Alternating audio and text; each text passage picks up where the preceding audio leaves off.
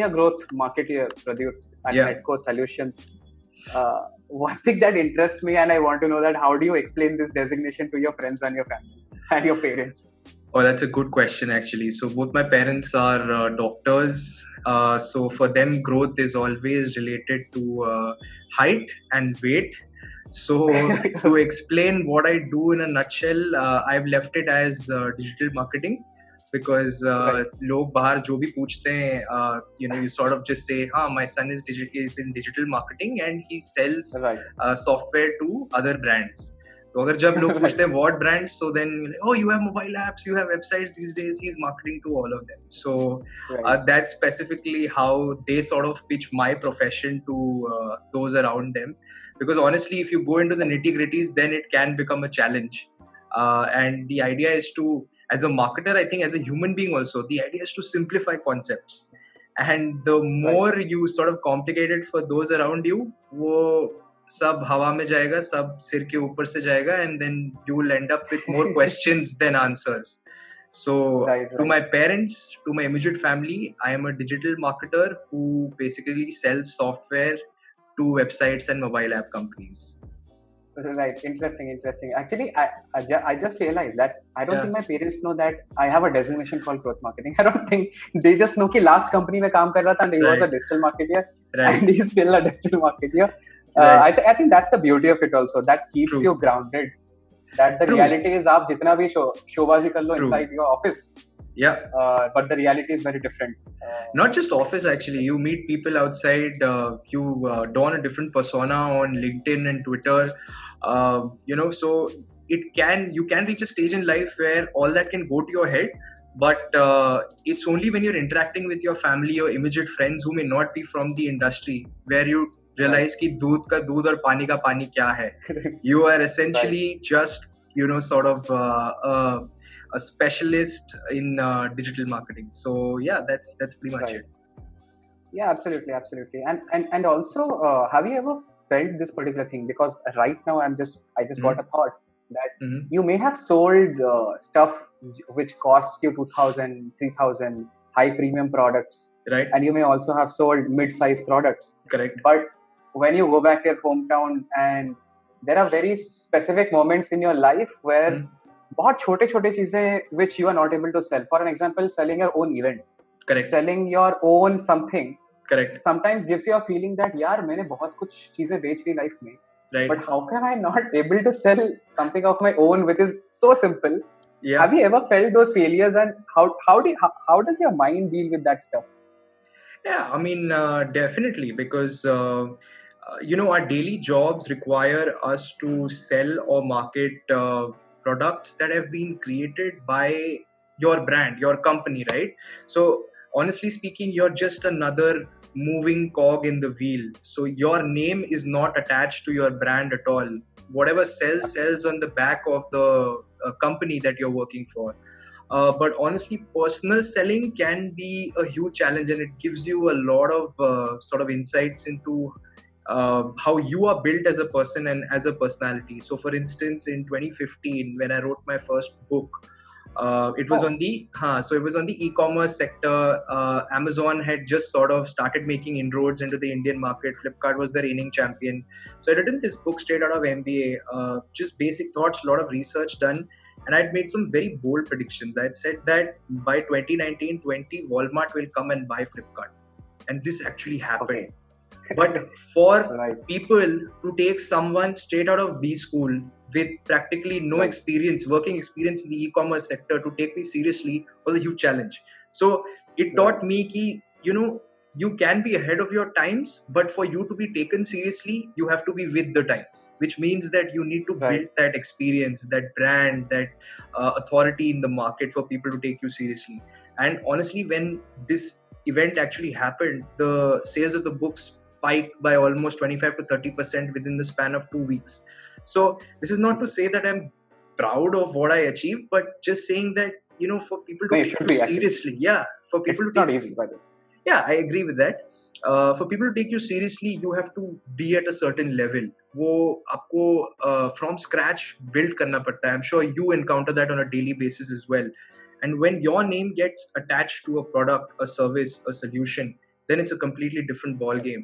And that's when you really look into the nitty-gritties of building and banking on reputation, because जो भी आपके पास आता है वो it's your brand name at the end of the day. So yeah, those are personal branding, social selling related challenges that one learns from. Absolutely.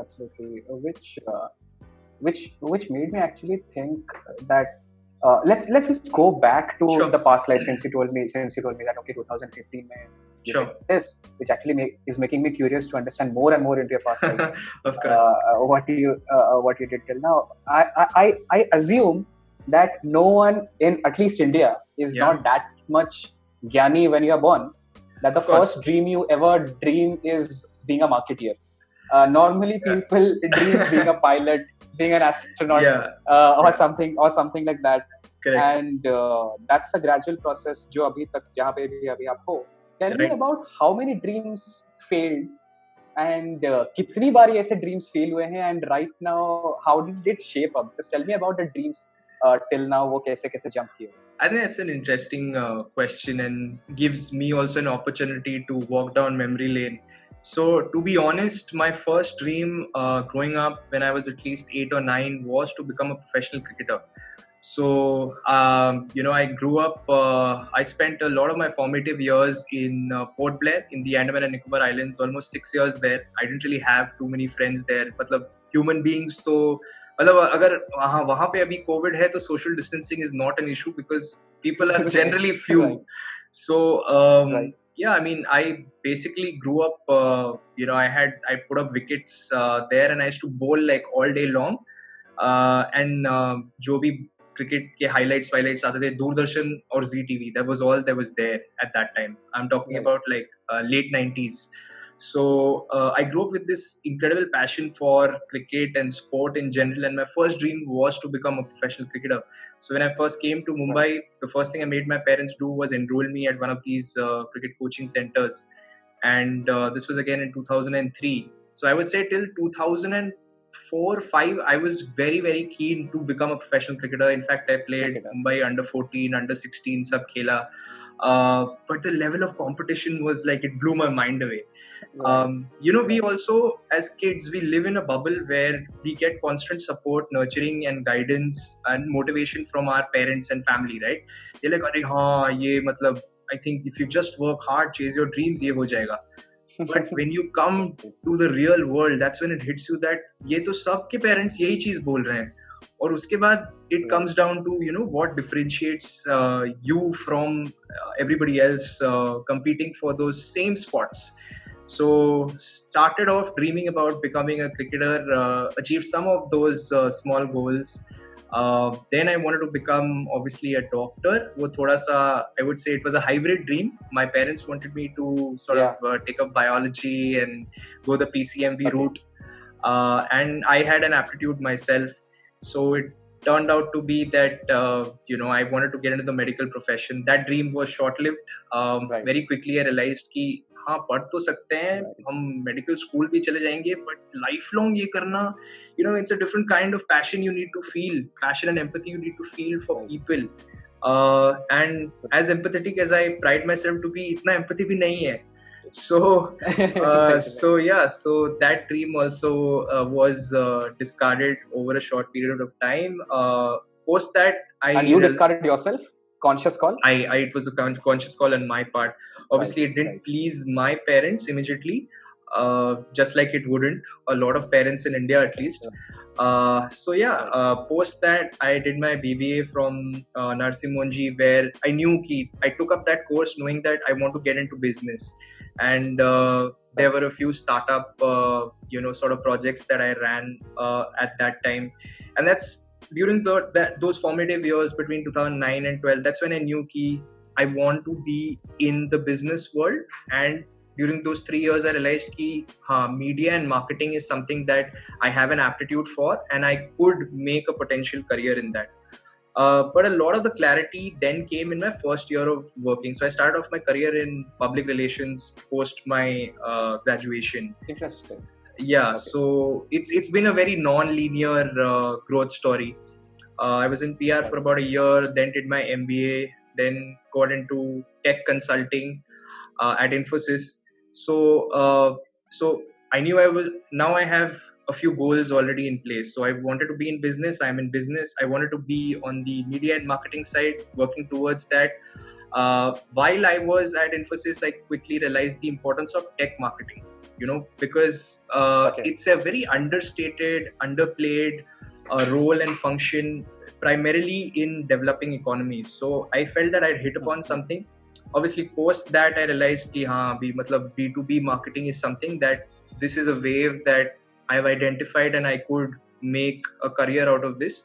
So yeah, all of those thoughts started, becoming more cemented by 2016, 2017. So yeah, it's been, a very, very interesting journey from dreaming to representing India in cricket to, finding myself as a B2B SaaS marketer today. So yeah, that's been the various dreams that have evolved over the span of almost 20 years.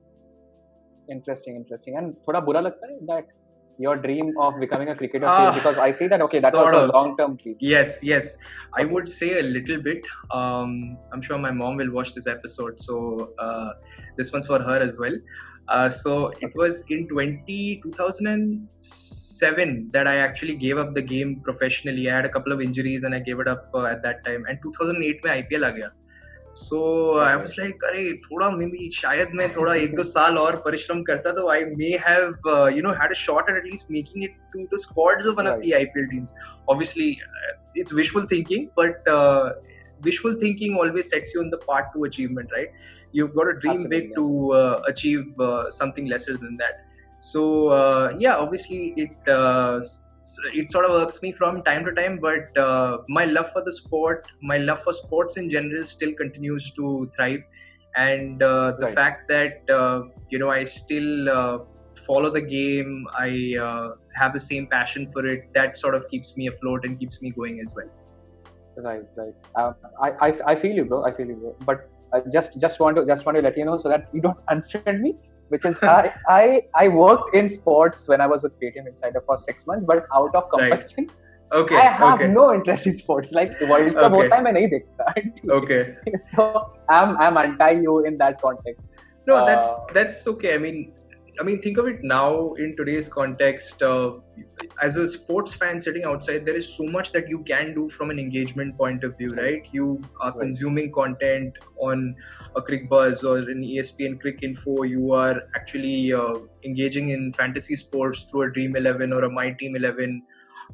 There's just so much out there that a sports fan... The avenues have just increased a lot. Absolutely. So a sportsman, if he or she puts his or her mind to it, will never feel disconnected from the game at all. So it's actually brought that sports versus fan connect much closer. Right. I'm actually interested in the first job, which is the PR field. Yeah. Because I remember when I was just passing out my MBA, I happened to give one interview at Weber Shandwick. Okay. I went there, final round, and then the vibe I saw there was like, nahi, ye mere liye nahi hai. This is too much. This is too much energy floating around with a little bit of bold vibes. Ki kitna nahi hai. Right. So just wanted to understand. Sure. First job, everyone does mistakes. Correct. And some next level blunders also. Like I have seen people running Facebook ads 4,000 ka campaign budget ki jagah 4 lakh and getting fired the next day. Wow. so वैसा वाले भी scene है. But anything that you did on the first job in those 15 days of your first career, and you felt like कि यार आज निकाल लेंगे कुछ किया था ऐसा कुछ? I think a couple of things actually. So PR is so much about content creation, right, and getting your messaging absolutely right. So you realize very quickly in public relations that you need to strike the balance between 3 key elements. Number one, obviously the people or brands or clients who are paying you, you need to please them because they're the ones who are putting in those dollars into your account. Second is you are trying to stoke the curiosity of your audience. You're trying to make your content more snackable, whether it is through print media or online. And third, because of the online element, you also have to please the search engine. right? Because ऐसा नहीं है कि Right. so I like it's this. a I like this statement, by the way. Please yeah, preserve because it. absolutely. So just because वो newspaper में छप गया doesn't mean that it'll get you the maximum number of eyeballs, Right. because you've seen how consumption Right. has moved to digital channels. So Right. striking that ideal balance for any young person in public relations, it takes, I would say, at least 3 to 6 months, because Wow. not only are you trying to cater to your creative streak, but you're also trying to please so many internal stakeholders. So your Right. each thing that you create from a copywriting, content writing point of view, it goes through so many Right. multiple iterations. It's crazy. So Right. obviously during my initial days I did not see that much great traction, because you just assume कि हाँ ये बहुत बढ़िया चीज लिखा, अभी मैं media houses को भेजूंगा, Right. journalists को भेजूंगा, they'll pick it up and publish it, because who wouldn't want to read such amazing news? Right. I have written it, Right. na. Right. So Right. you need to like temper your own expectations, b Right. ensure that you're never overselling or exaggerating. I think that is a key, a fundamental lesson for any marketer or any salesperson also, because the more you exaggerate and oversell, everyone today has access to enough information to find out ki bhai To validate. Right. like this is not what this person is saying. So do not insult Right. the intelligence and intellect of your audience. And I Right. think another thing that I quickly realized was that relationship building is the key. You can function in your own bubble as an individual contributor. You can take inputs from your managers, from the other internal and external stakeholders. But what's so important is that if you don't build those right relationships, I'm talking about my first job primarily, where you need to build those connects with journalists, with the media houses, वो क्यों आपको seriously लेगा, right? Because at the end of the day, he or she is receiving like 30-40 different press notes from different brands on a daily basis. Why will he or she pick your story? Story angle might be similar across agencies, but why would he or she take you seriously? And obviously if you've been overselling or over exaggerating in the past, वो तो आपका email देख के पहले ही बोलेगी यार नहीं, I'll consider something else. So building that rapport really counts for a lot. Existing in silos and operating in isolation will only get you that far. You sort of, so that those are I think 2-3 lessons that I quickly learned within 2-3 months on my first job. Right. And also I mean, just listening to whatever you have said in these few minutes about the PR thing, looks to me like, one, that you have to put on a thick skin, and two is only because you had multiple micro failures, then only you came to understand कि okay, ये काम नहीं कर रहा, इसको ऐसे करने से ऐसे काम निकलेगा. Because I'm pretty much sure no manager gives you a template कि this is the way to crack this thing. Because there is no such template actually, is what I see in marketing at least. Absolutely. I think it's micro failures that set you up for macro success. Because unless you are learning from what you're doing good, bad and ugly on the job, I don't think both horizontal and lateral growth is a possibility in anyone's career, regardless of what function you are operating in. So absolutely. Like I'll tell you also a major problem, Pradyut, is what I feel still now also, and I'm sure that most of the people still feel that. First, you will understand failure. First, when you see that failure. Second, when you accept that failure. That failure still बाद में आता है. That depends on our guts and how self-aware you are. But most of the time we don't see it. क्योंकि what happens majorly is every experiment that you run or every campaign that you run is on a hypothesis. And by default we have this super macho fear thing that it's a confirmation bias. Confirmation bias पे operate करते. Correct.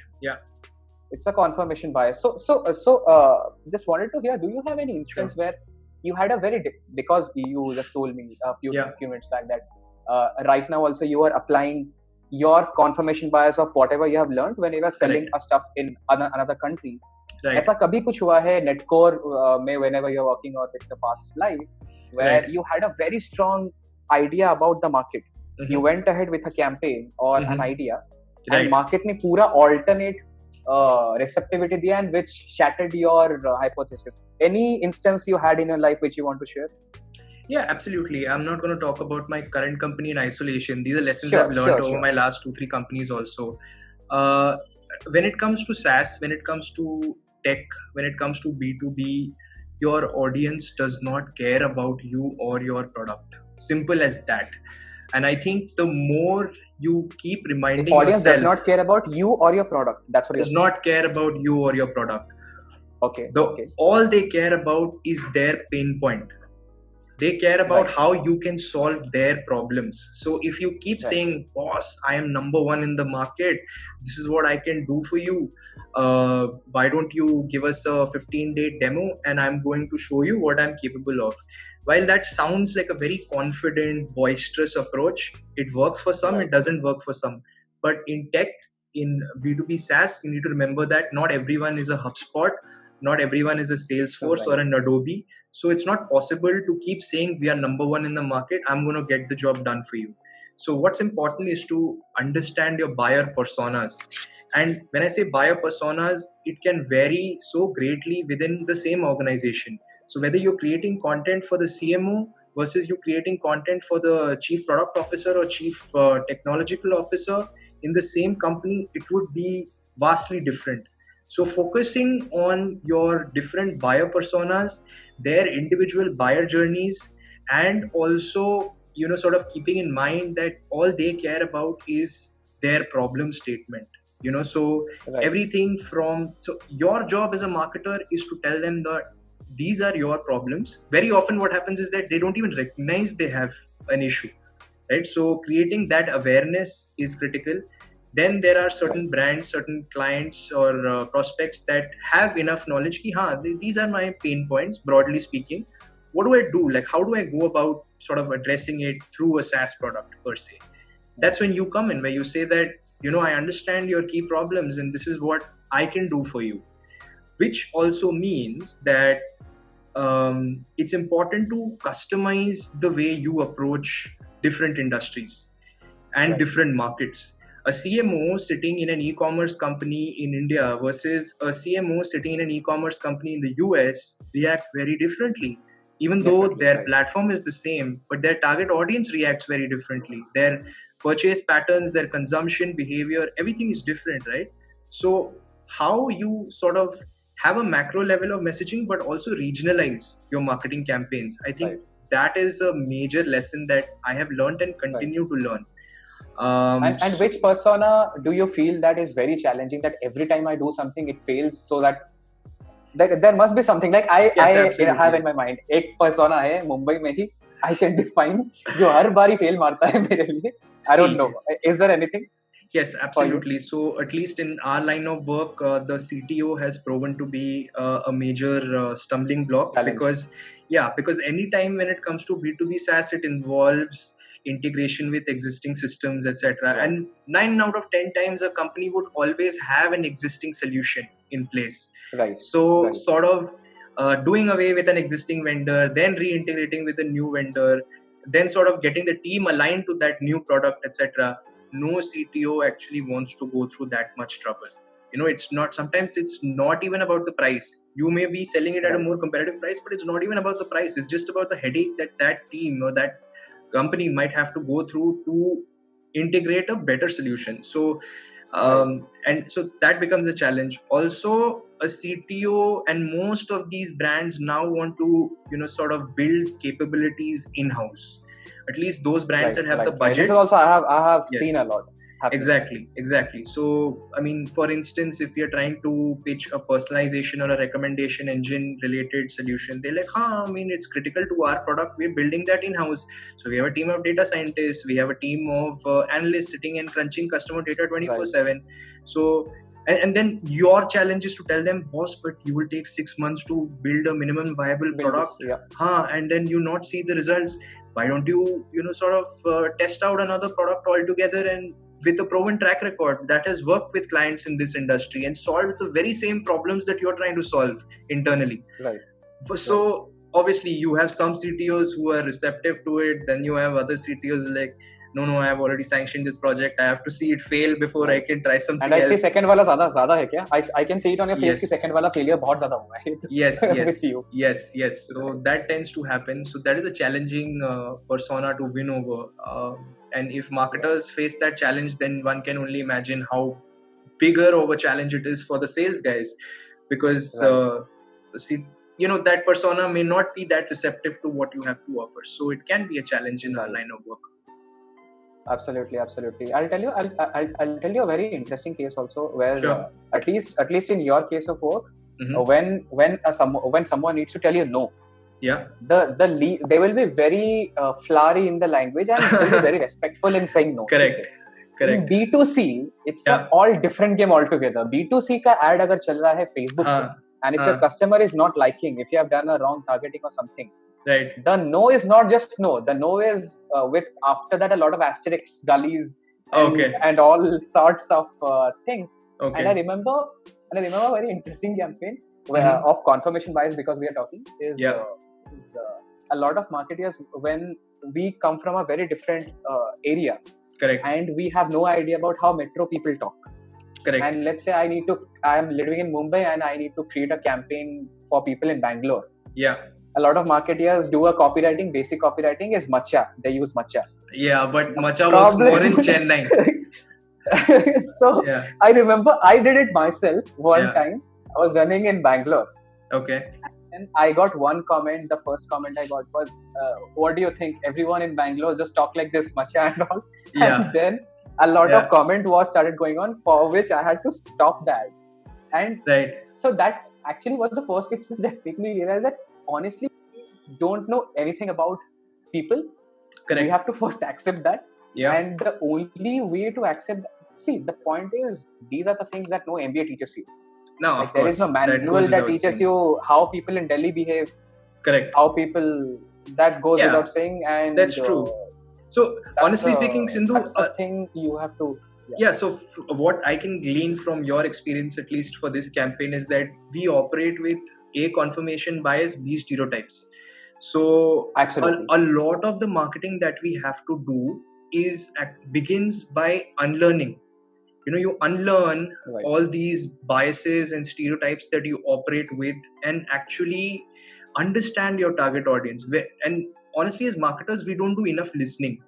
Social listening tools है, ORM चल रहा है, email पे response rate क्या है, उसके basis पे हम लोग extrapolate करके बोलते हैं कि अच्छा हाँ ये नहीं चला वो नहीं चला. But how many of us actually talk to customers, whether it's in B2B or B2C, right? So I think that becomes a really critical aspect of marketing across both B2B and B2C. Right, absolutely. Also calling pay. I have a personal experience in calling. Like let's say I did 100 calls and asking a certain kind of a feedback. Wo certain kind of a feedback, the moment someone tells me that, hey, I'm giving a 5-star rating, there is nothing else you can learn from that person. The moment someone tells you I'm giving a 2-star rating, and then you ask me what happened, why they will be brutal. I have seen negative people are very brutal and honest. Like they will tell you, hey, your walkthrough screen sucks. Correct. Or your website homepage is so bad and shitty. Right. And honestly, in your career, I feel that's very hard to build, because throughout our childhood we have been made like a protective ball. Correct. And we are not that harsh, as you told earlier also, that just because you have seen multiple failures, it puts on a thick skin. Correct. Over you, which means you are more immune. Actually, I can pretty much relate to you.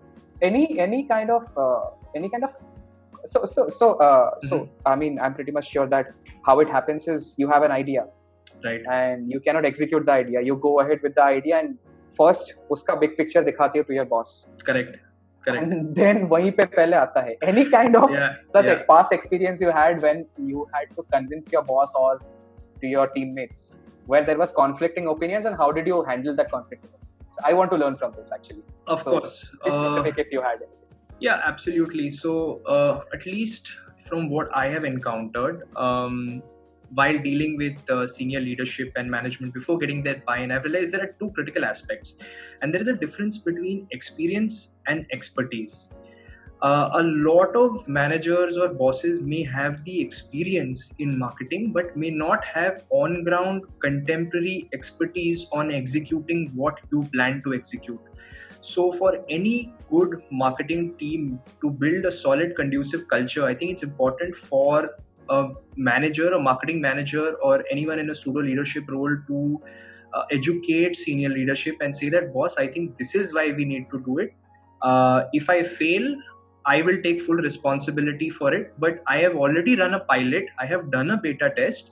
I have run those critical A/B tests. I'm coming with you with basic data that you need to trust me with this now.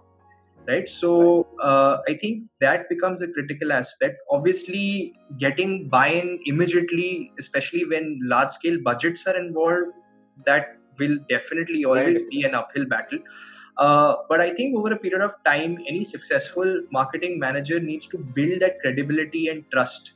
And your proven results and your past track record will help you do that over a period of time, I feel. Because honestly speaking, our managers or our bosses will not be involved in day-to-day execution, right? Tactical execution पे उनको ज़्यादा इतना है नहीं. They trust your judgment. They trust you to get the job done. So I think that is one way that has really worked for me. And obviously with each successful project, you build that equity and goodwill within the team. So yeah, and I think the second aspect that you mentioned, how do you get your team to buy into that?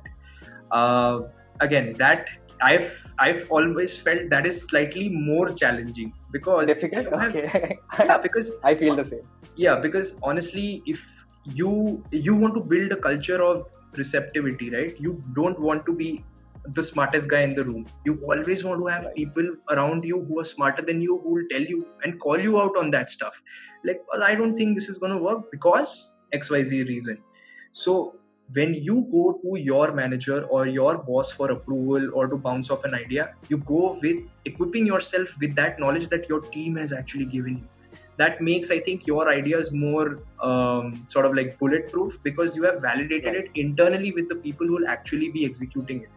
So I think that's an approach that has worked for me. Right.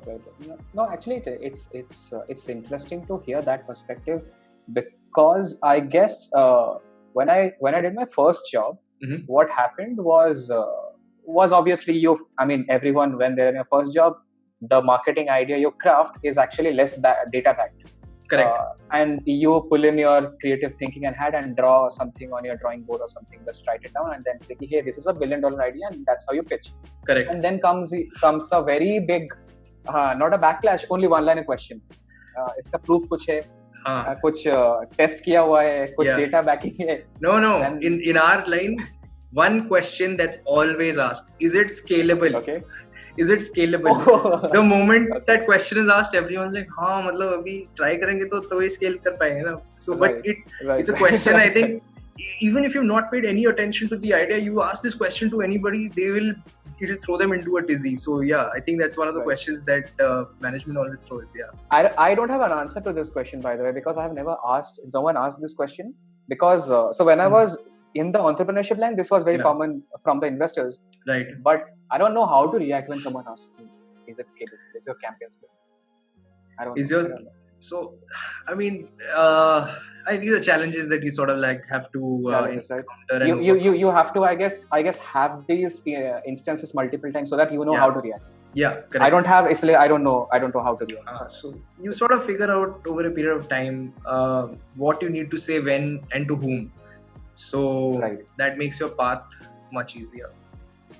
Right, interesting. I remember that you suggested me a lot of books on LinkedIn. Yeah. Which also makes me hear that a lot of people suggest a lot of books to people. Any book that you think is of no value to you, but is very, very overhyped or something?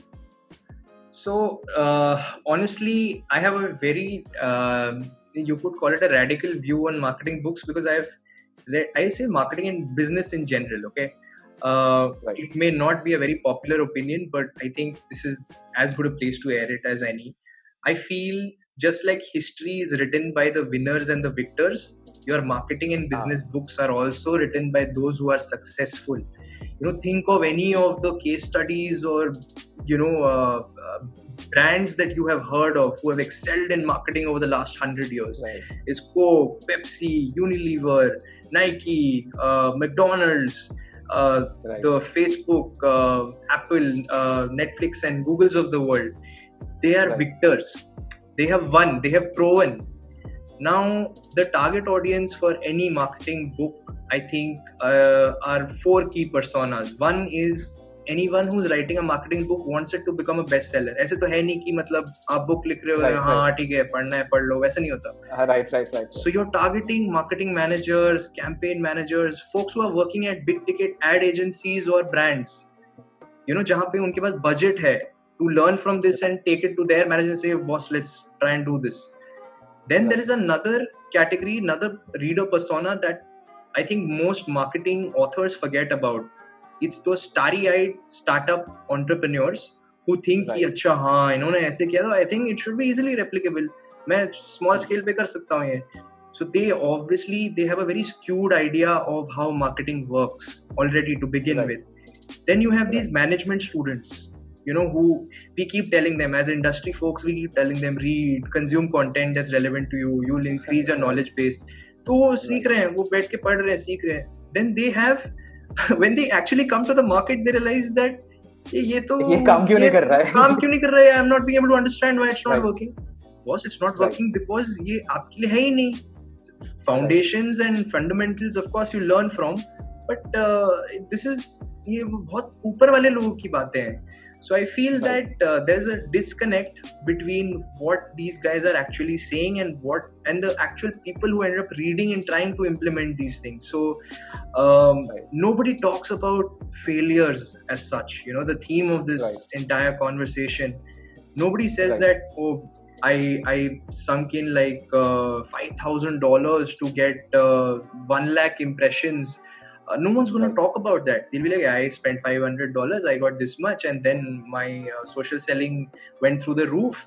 I unlocked new markets. Good.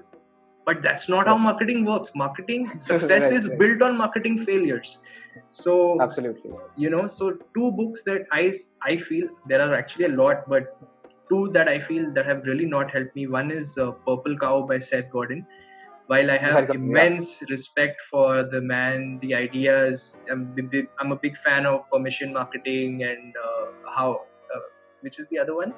How all marketers are liars ko cross karke storytellers. So those are good, nice books, basics to learn from. But Purple Cow, no, I'm sure that's not going to help anybody. Yeah, a lot of people. I remember Purple Cow was introduced to me 3 years back by a good friend of mine. Right. I liked the concept. Okay. What I felt is Purple Cow is just a challenge to counter Philip Kotler कि ये और एक team लेके मैं आ गया. ठीक है. I felt that narrative, but the practical application, like the takeaway is that the takeaway is only observation. Yeah. Takeaway is not कि क्या लेके मैं क्या कर सकता हूँ. Like I had no takeaway. What I can do. True. And another book I would say that has really not really left an impact on me would be Utility by Jay Baer. You should check this out. Okay. Basically, he says that marketing is about helping and not hyping. This same concept he will, sort of like. But is it? Do you agree with the? I don't really agree with it. I think it is a mixture of both. It's about how you package hype as help and how you package help as hype. I think both need to go hand in hand. I think this is one of my critical observations about a lot of the marketing books that I've read over the past 2-3 years. Like success can only teach you that much. But I think it's true, absolutely. Yeah, absolutely. Anything in marketing that you hate? I think this is the best way to end a great Saturday chat with you. I want you to be right now very, very honest. Which is anything in marketing you are hating right now? Sure. It could be any culture, any trend, any observation. Could be. Sure. I think as marketers, we first one would be we become very prone to jargonization, and we start relying on jargon to get out of trouble.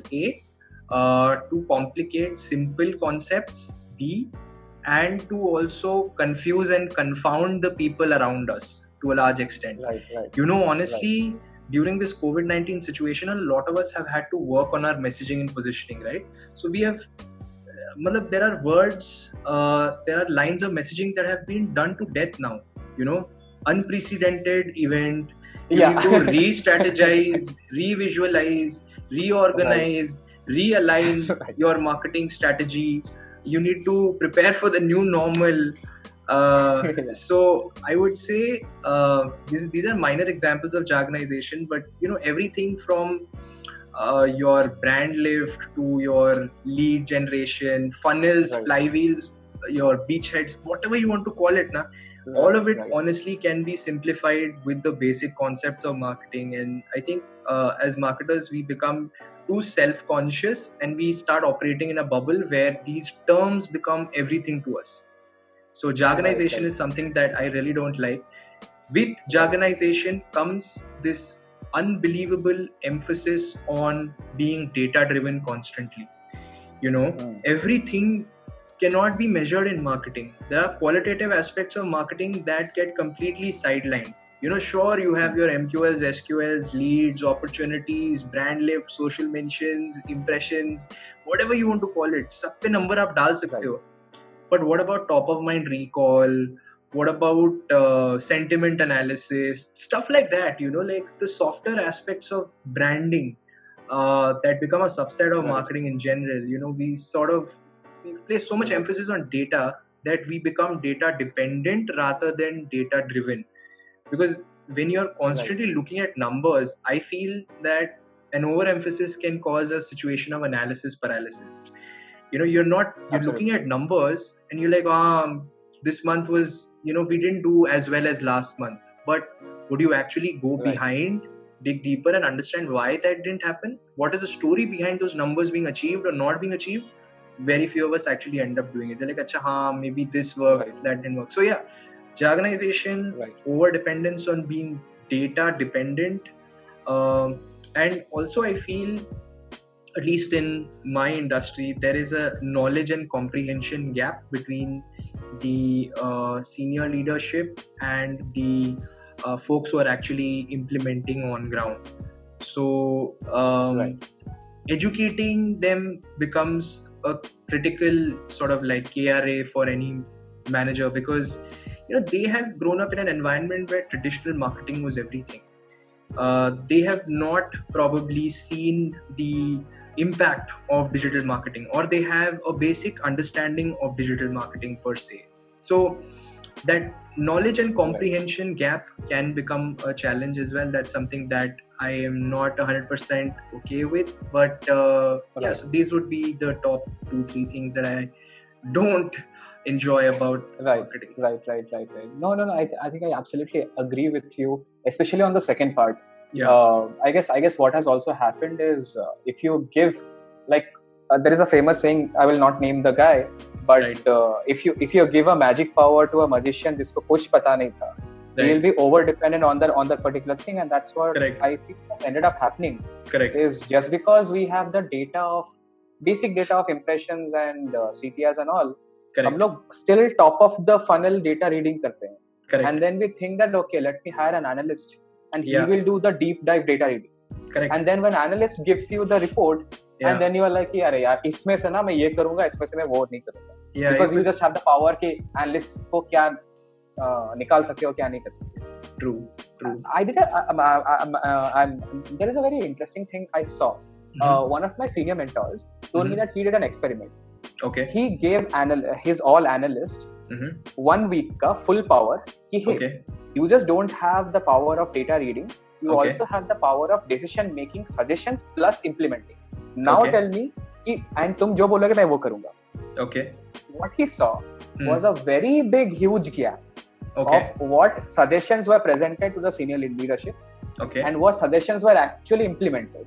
Because suggestions जब आ रहा था ऊपर तक, it was less confirmation bias, because analyst को कुछ भी फर्क पड़ता है, उसको नहीं पता कि बजट क्या है क्या नहीं. But वो जब तक ऊपर तक जाता था, then what happened is you involve a lot of your own stuff. Correct. मुझे प्रमोशन कब मिलेगा, Right. मेरा दूसरा टीम वाला इम्प्लीमेंट नहीं करेगा, यार ये So, प्रोडक्ट टीम वाले इम्प्लीमेंट नहीं करेंगे, पाइपलाइन में चला जाएगा. Those internal factors also get aligned to that, which is why I feel when any company, any brand employs an outside consultant or an analyst, right, it's so critical for the company to be objective about it. Because क्या होता है ये सब वो as a non-partisan third party, they'll give you these suggestions, but very often they become contaminated by internal inputs to a large extent. Absolutely. Then what you end up with is a plan that you could have come up with internally also. So right, it happens to a lot of us. So yeah, that's totally relatable.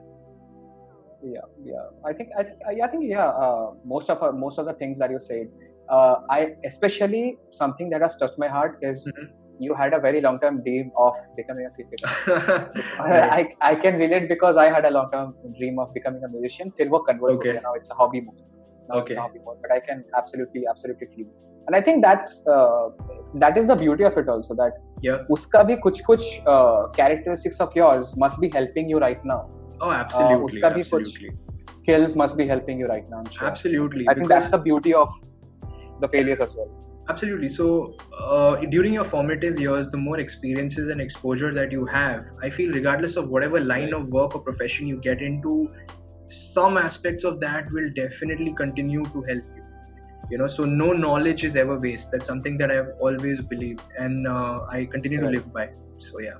Right. Great. Then at this note, what I would like to suggest both of us is, I hope we both fail more of times so that we are more immune.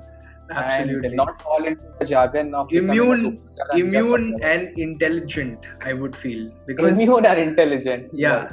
Immunity, though, you develop a thick skin, you will become immune to failure. But I think learning from each micro failure is so important.